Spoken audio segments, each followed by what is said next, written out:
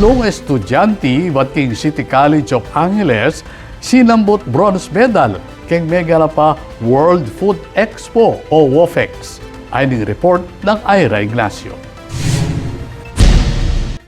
Sinambut lang bronze medal Keng 25th Philippine Culinary kapreng estudyante iba't Keng City College of Angeles ang may ganap Keng SMX Convention Center, Pasay City.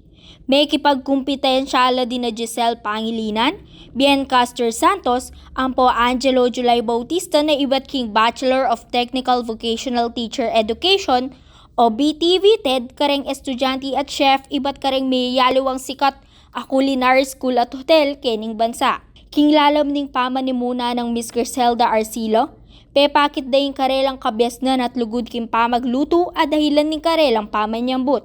Magsadya na laman ring aliwa pang mepiling mag-aral ning Btvted para king metong pangdaratang nga culinary competition ngening September.